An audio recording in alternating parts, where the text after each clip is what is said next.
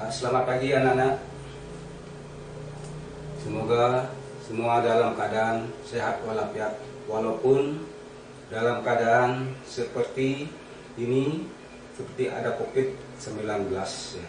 Anak-anak harus tetap bersemangat ya.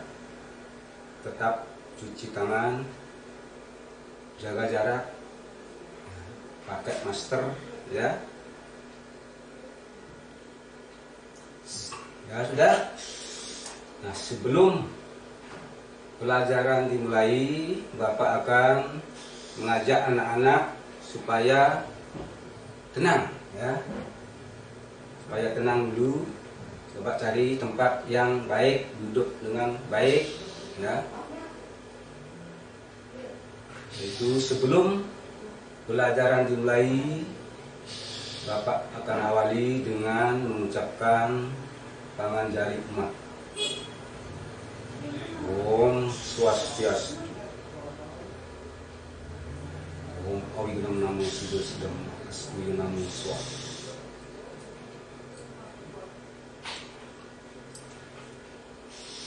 Nah, sebelum pelajaran dimulai, Bapak akan mengecek atau mengabsen anak-anak ada yang tidak masuk ya.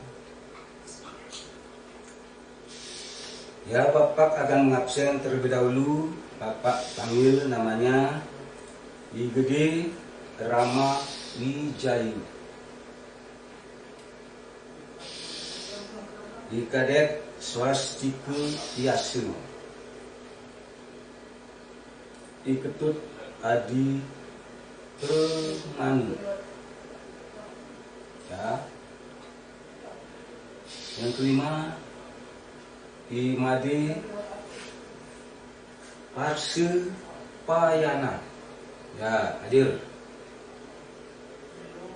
Imade Aryawan hadir.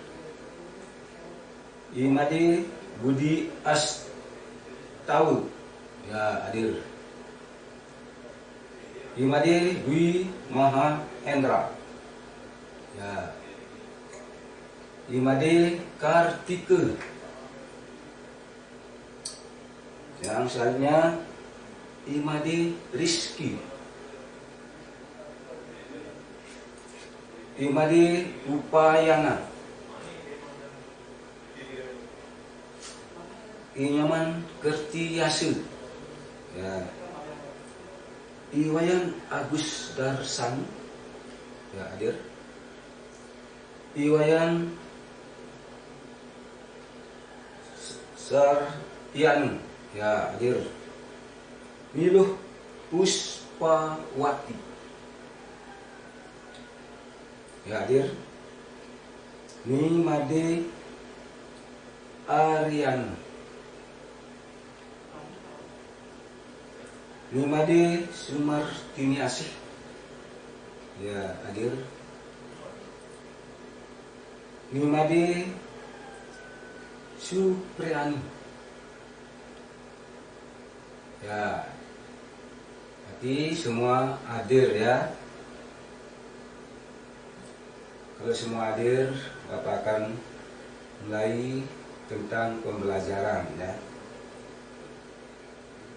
Bapak akan mulai dengan tentang pelajaran.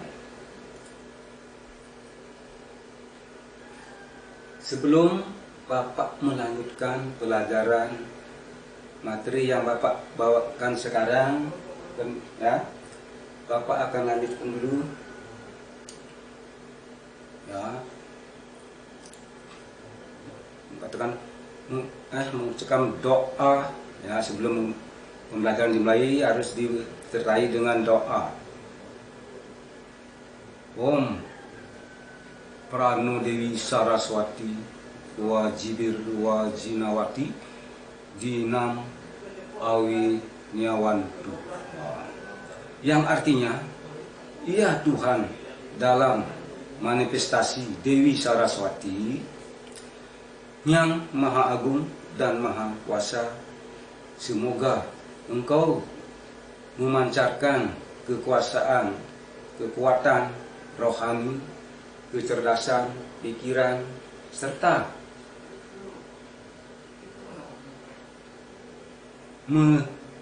serta lindungilah hamba selama-lama. Ya, itu doa sebelum anak-anak mulai belajar ya. Sebelum melanjutkan ke materi pembelajaran, Bapak ingin bertanya dengan anak-anak ya, tentang pelajaran minggu depan yang Bapak ajarkan.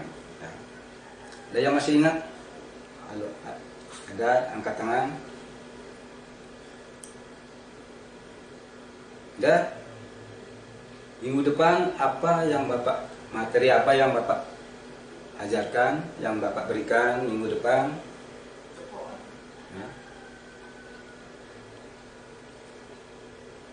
Ada yang tahu? Ya, kalau ada yang tahu ya, kalau belum ya, kalau anak lupa, Bapak akan mengingatkan kembali ya tentang orang suci. Nah, itulah minggu depan Bapak mengajarkan tentang orang suci ya. Nah, masih ingat itu ya, orang suci. Apa artinya orang? Artinya orang. Nah, kalau siapa ada yang tahu angkat tangannya, kalau ada yang tahu. Ya. Ada?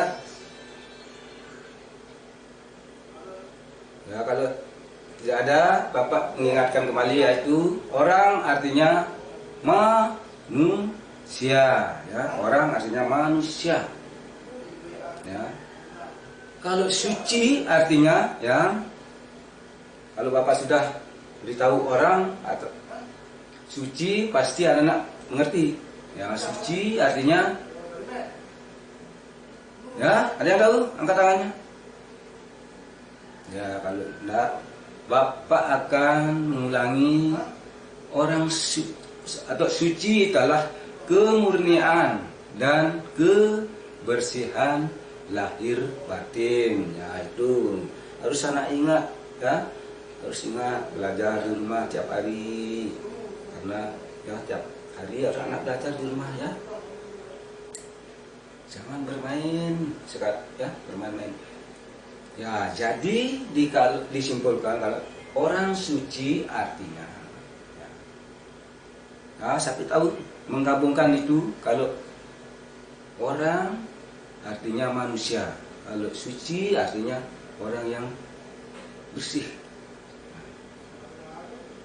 Kebersihan atau kemurnian kalau digabungkan, jadi orang suci itu ya artinya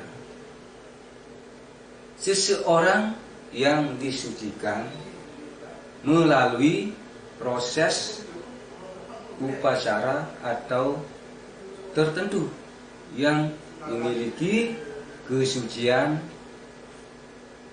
lahir, kesucian berpikir, perkataan ya, dan perbuatan, sehingga dapat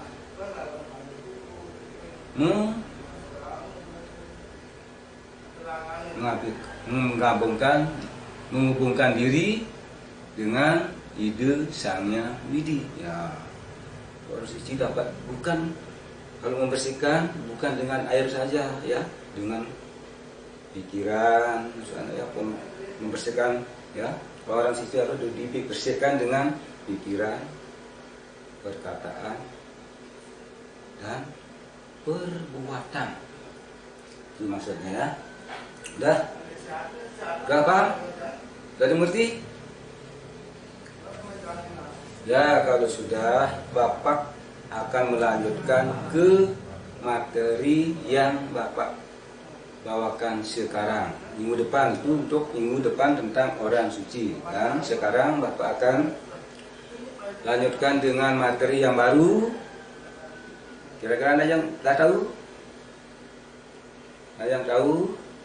Ya, Bapak coba lihat di layar ya.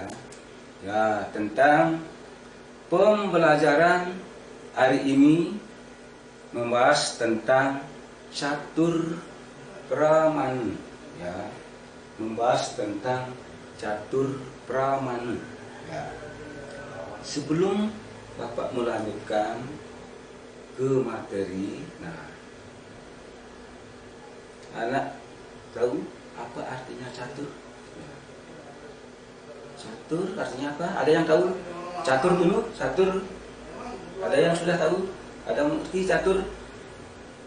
Mungkin ada di rumah sudah dapat membuka-buka buku, sudah dapat mempelajari. Kalau di rumah sebelum diterangkan oleh Bapak Guru, anak pasti dapat membaca sebelum belajar dia. Sudah? Yang tahu?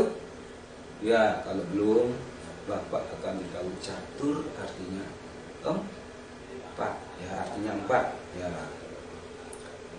Ya, catur artinya empat. Dah, bisa dilanjutkan?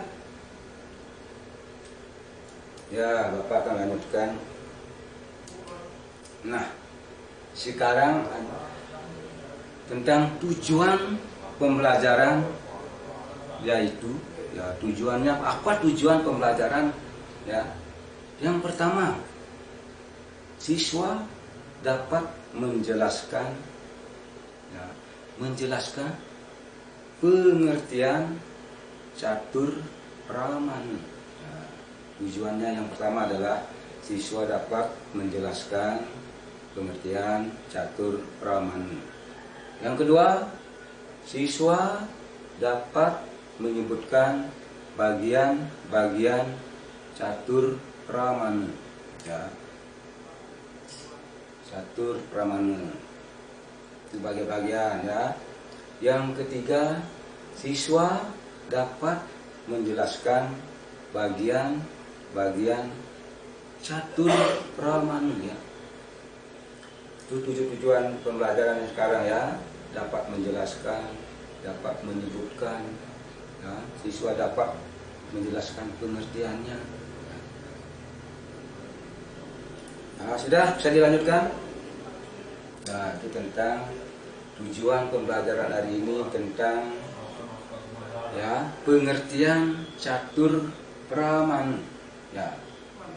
Tadi Bapak sudah katakan catur artinya empat. Ya. Sekarang anak tinggal mencari pengertian daripada pramana. Apa itu yang dimaksud dengan pramana? Ya, sekarang anak-anak kalau yang sudah dapat membaca buku pasti tahu ya, pra itu apa, pramana itu. Kalau catur sudah dimengerti, empat ya pramana. Ya, Bapak lanjutkan. Nah, inilah. Lihat tuh pengertian catur pramana, yaitu pengertiannya sekarang ya. Pertama adalah pengertiannya. Catur berasal dari bahasa Sanskerta. Ya. Catur itu berasal dari bahasa Kerta. Bahasa Kerta.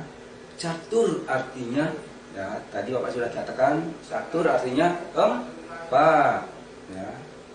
Nah, sekarang tinggal mencari arti daripada pramana. Ya, pramana apa artinya? Jalan atau cara. Nah, sudah dapat anak dapat pengertiannya. Cara, pramana adalah cara atau jalan. Ya, jalannya sudah tahu atau caranya sudah tahu. Nah, ada empat jalan, ada empat jalan maksudnya ya. Ada empat jalan, ada empat cara. Sekarang tinggal anak menggabungkan. Nah, catur pramana berarti yang tahu menggabungkan. Sekarang anak disuruh menggabungkan artinya itu ya. Bapak lanjutkan. Catur pramana berarti empat jalan atau cara manusia memperoleh pengetahuan. Ya, ada empat cara ya. Cara manusia memperoleh pengetahuan. Ada empat cara. Apa yang pertama? Pasti berpikir anak-anak ya.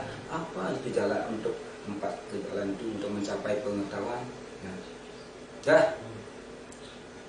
Kamu ngerti?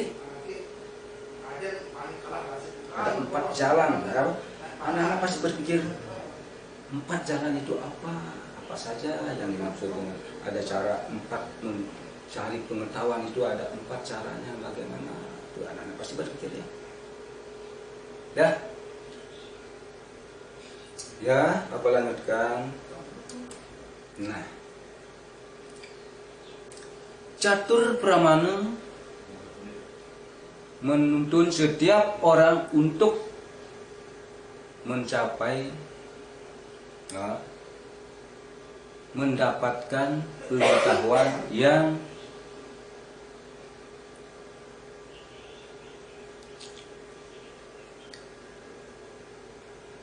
berdasarkan berdasarkan utuh ya.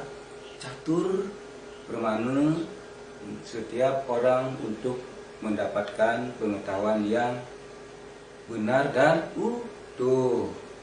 Pengetahuan itu dimulai dan pengamatan membuat kesimpulan sendiri, membandingkan, lalu meyakinkannya melalui kesaksian.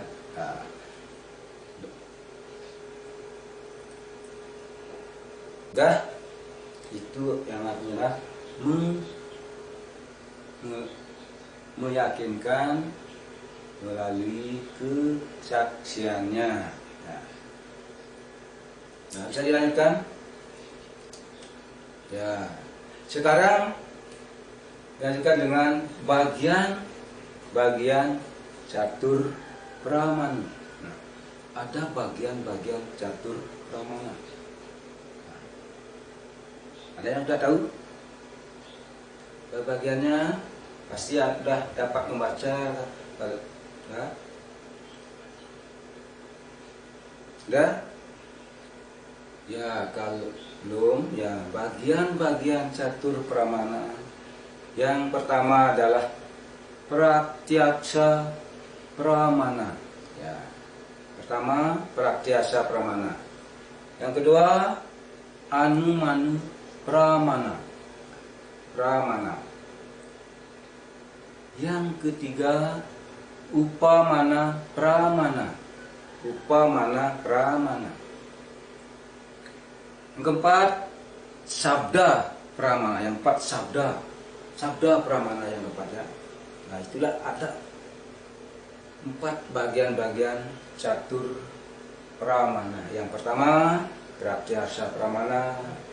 Yang kedua, anumana pramana. Yang ketiga, upamana pramana. Yang keempat, sabda pramana. Ya. Dah, Bapak I ngerti? Nah, kalau belum, ya Bapak akan bertanya dengan pandangan anak ya. Apa artinya catur? Ya, ada yang tahu catur itu? Catur. Apa artinya catur? Bapak berikan ya pemanasan dulu supaya anak semangat belajar ya. Catur artinya yang tahu ya, silakan. 4. Iya bagus. Artinya 4. Ya, catur 4. Pramana. Nah, pramana apa tahu? Ya, Renata jawab. Pramana artinya apa?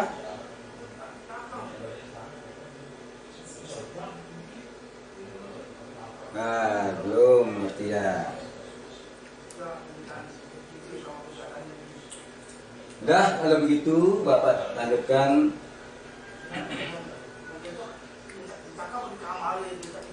Nah, sekarang dilanjutkan dengan yang pertama bagian itu adalah pratyaksa pramana.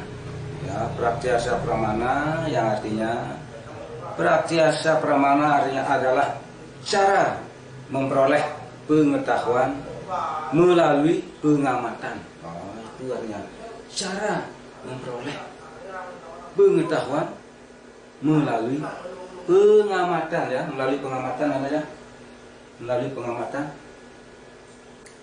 Yang kedua, pengamatan dilakukan langsung melalui panca indera.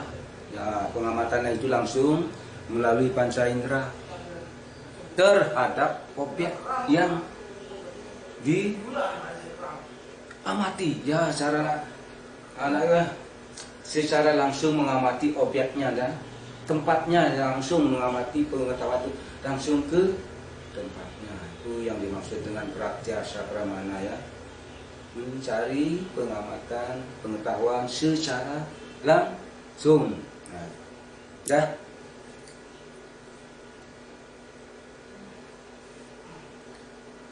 Yang kedua, nah di sini ada tayangan orang yang sedang apa itu? Anda tahu? Sedang menjejahitan. Nah, melalui pengamatan langsung seseorang bisa mendapatkan pengetahuan tentang objek yang diamati sesuai keadaannya. Ya, inilah contoh. Ya, contohnya langsung dia mengerjakan apa yang dia buat, apa yang dia mau dibuat, langsung dia mengerjakan.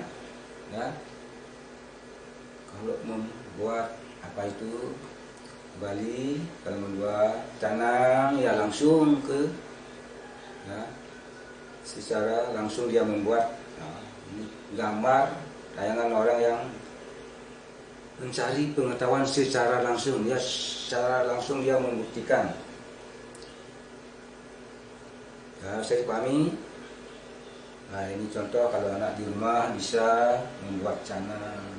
Kalau yang laki-laki membuat apa, bisa permainan dengan bambu-bambu, membuat kelapkat. Istilah kalau di Bali tentang, ya, ulat-ulatan itu bisa dengan bambu, dengan janur bisa, ya. Ini orang yang mencari pengetahuan secara langsung. Nah, kalau lanjutkan, pengamatan juga dapat dilakukan terhadap objek yang tidak nyata. Meditasi merupakan cara mengamati objek yang tidak nyata. Nah, inilah yang disebut mencari pengetahuan dengan tidak nyata tentang samadhi.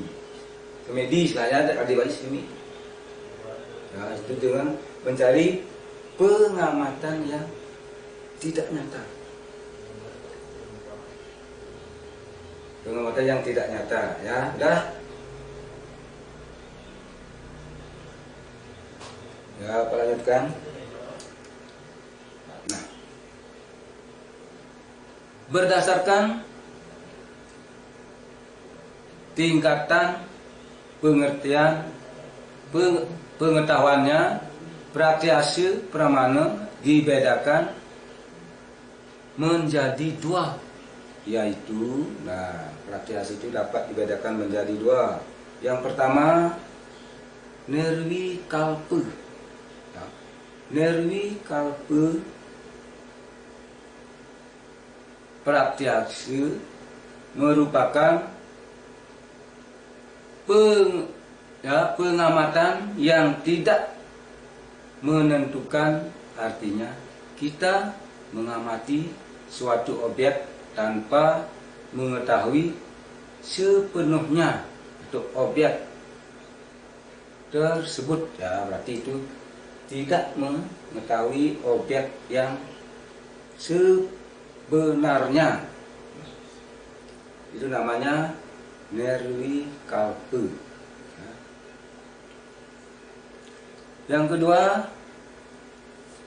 savikalpa pratyaksa. Ya, savikalpa pratyaksa merupakan pengamatan yang menentukan.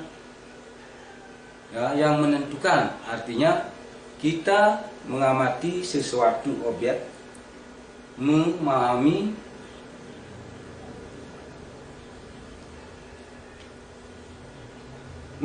dan mengetahui sepenuhnya, ya, mengetahui sepenuhnya objek tersebut. Ya. Misalnya mencari, misalnya ciri-ciri atau bentuknya atau jenisnya, itulah. Anak langsung mencari ciri-cirinya atau bentuknya atau jenisnya. Itu namanya sawi kalpe pramana. Ya. Dah? Ya. Sudah mengerti? Ya, kalau sudah Bapak lanjutkan. Contoh-contoh praktiasi pramana yaitu pengamatan bunga. Nah, pengamatan bunga mana? Putu mengamati bunga kecapiring. Ia mendekati bunga untuk mencium baunya. Bau bunga itu harum. Ia kemudian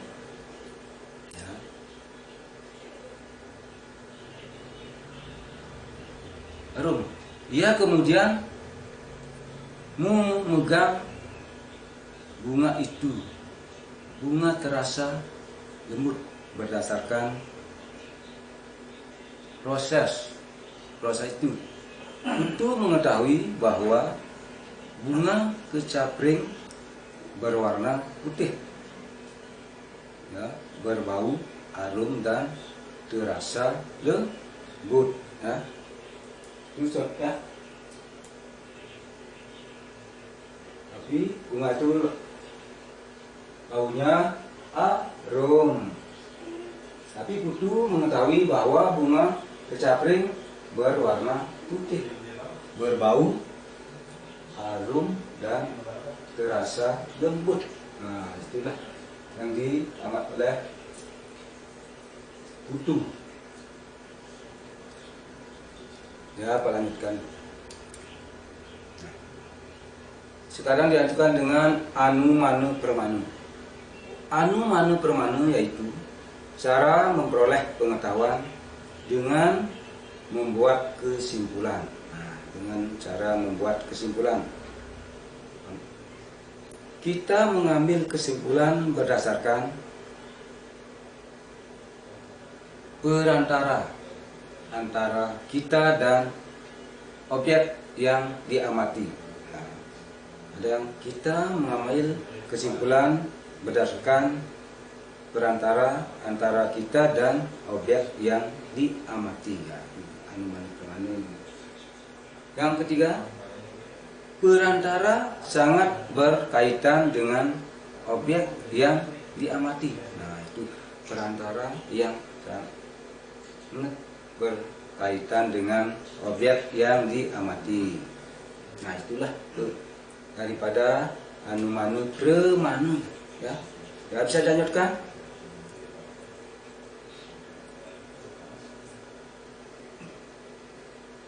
Ya, Bapak lanjutkan. Nah, contoh-contoh anumanu permanu. Nah, ini contoh-contoh anumanu permanu. Ayu dan Suci sedang berjalan di dekat hutan. Nah, mereka melihat ada asap mengepul di tengah hutan. Nah,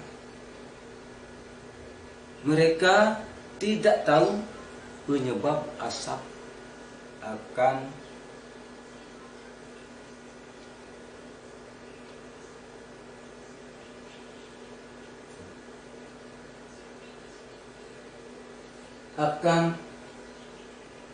asap, tetapi berdasarkan pengetahuannya mereka menyimpulkan bahwa api merupakan penyebab asap tersebut meskipun belum mengetahui penyebab asap, tetapi mereka dapat menyimpulkan bahwa ada api di tengah hutan. Nah, itulah yang disebut dengan contoh anumanu pramana. Ya, berarti Ayu dan Suci sedang berjalan di dekat hutan. Mereka melihat ada asap mengepul di tengah hutan. Mereka tidak tahu penyebab asap tetapi berdasarkan pengetahuannya mereka menyimpulkan bahwa api merupakan penyebab asap tersebut. Nah, meskipun belum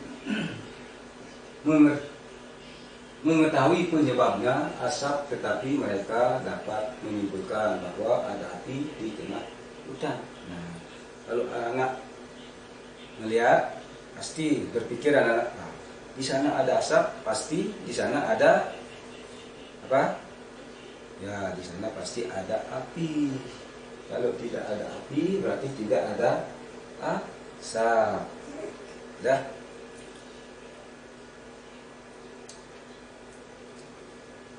Nah, ini ada gambar ada api di tengah hutan. Nah, ini coba lihat.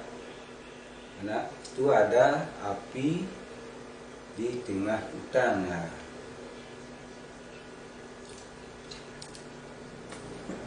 ya, kalau ada api berarti di sana pasti ada asap. Ya, kalau anak-anak, ya, kalau ada api pasti ada asapnya. Dah, tadi ngerti? Ya, bisa dilanjutkan. Ya, Bapak lanjutkan. Nah, di sini sekarang akan upamana permana. Nah, upamana permana yaitu cara memperoleh pengetahuan melalui perbandingan. Nah, sini ada mencari pengetahuan secara perbandingan. Nah, perhatikan cerita berikut ini. Nah, di sini ada cerita ya dalam cara mencari pengetahuan melalui perbandingan. Ya, ini contohnya ya.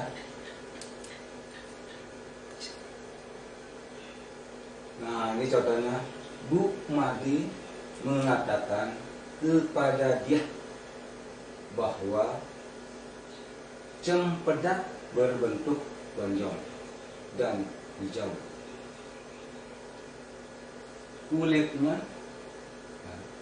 akan tetapi dia tidak tahu bentuk buah cempedak. Nah, dia tidak tahu dengan buah cempedak. Bu Made menunjuk buah nangka yang ada di depan rumah mereka. Ya, Bu Made mengatakan bahwa cempedak mirip buah nangka. Dia dapat memahami karena dia tahu buah nangka. Suatu saat jika dia menemukan buah cempedak, dia akan tahu bahwa buah itu adalah buah cempedak. Nah, karena buah nangka dengan cempedak ya bentuknya hampir sama, ya bentuknya yang sama, tapi apanya yang berbeda? Nggak tahu. Isinya yang berbeda ya. Dah. Nah, inilah contoh buah nangka dengan buah cempedak. Nah, kalau itu contoh buah cempedak. Ini buah nangka, tapi bentuknya sama.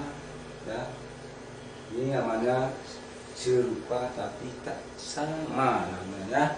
Karena tahu bentuknya sama ya buah. Nah, isinya sama juga, isinya sama-sama berwarna kuning ya. Dah, ini ngerti? Ya, Pak lanjutkan. Nah, sabda pramana.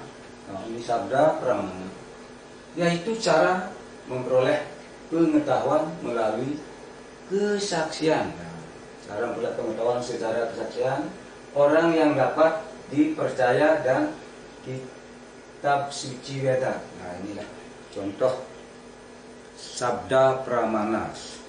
Sabda pramana itu cara memperoleh pengetahuan melalui kesaksian, orang yang dapat dipercaya dan kitab suci Weda. Nah, inilah caranya yang mencari pengetahuan melalui kesaksian, kesaksian orang yang dapat dipercaya.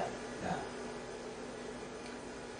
kalau ada orang yang dipercaya, dia mau mencari pengetahuan di sana. Kalau tidak dipercaya, berarti dia tidak mau mencari pengetahuan. Harus anak-anak hati-hati memilih teman. Ya, kalau di sekolah, ya pilihlah teman yang bisa diajak bergaul, ya, murah senyum, sopan santun, ya. Jangan mengajak teman yang suka berkelahi. Nah, nanti akibatnya kita bisa sakit karena dipukul tiap hari oleh teman-teman yang sifatnya berkelahi. Dah. Ya, apa lanjutkan?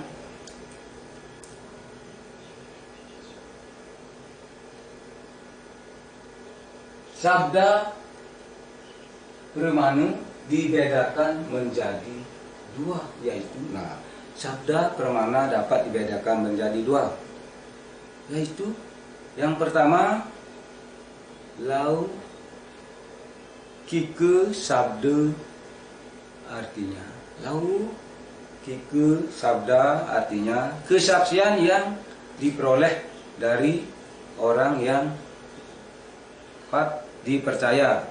Kesaksiannya diterima akal sehat. Nah, itulah yang dicari. Itu namanya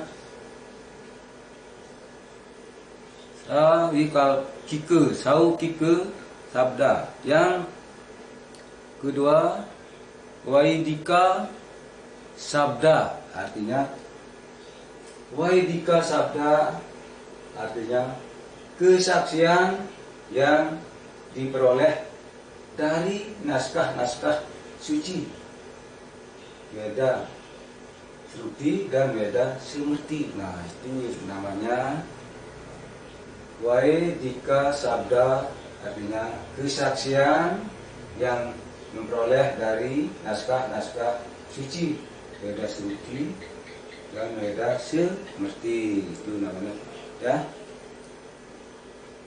Dah dimengerti? Nah, itu sabda dapat dibagi dua, yaitu kike sabda, lau kike sabda, dan waidika sabda. Itu pembagiannya. Kalau sabda dapat dibagi dua, ya. Bapak lanjutkan. Contoh-contoh sabda pramana. Nah, ini contoh sabda pramana. Bu Sekar hendak mengadakan upacara ngotonin untuk bayinya. Ngotonin merupakan upacara 6 bulanan. Dia meminta bantuan pemangku untuk melakukan mukut upacara yadnya. Dia percaya bahwa persembahan melalui pemangku bisa diterima Sang Hyang Widi. Nah, sebaliknya dia tidak akan percaya jika orang lain yang melakukan upacara itu, misalnya tukang bangunan atau nelayan. Ya, Anda tahu mengapa tukang itu tidak boleh mengikut upacara? Nah, apa sebab tidak boleh? Nah, karena tukang itu adalah tukang bangunan itu. Bagaimana tukang bangunan? Ya, dia untuk membuat bangunan, bukan untuk melakukan upacara yadnya. Ya. Dan mengerti apa sebab nelayan itu tidak boleh mengumpul upacara? Nah, karena bukan hak dia. Nah, hak nelayan apa haknya? Dia harus nelayan, memancing, ya, ke laut, ke sungai, kayak gitu.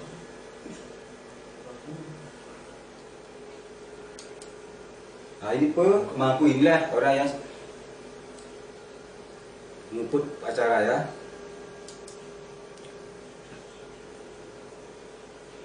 Nah, kalau sudah ada yang bertanya,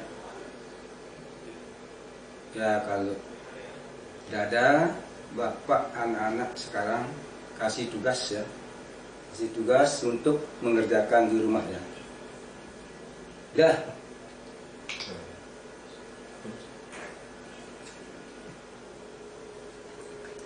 Mati.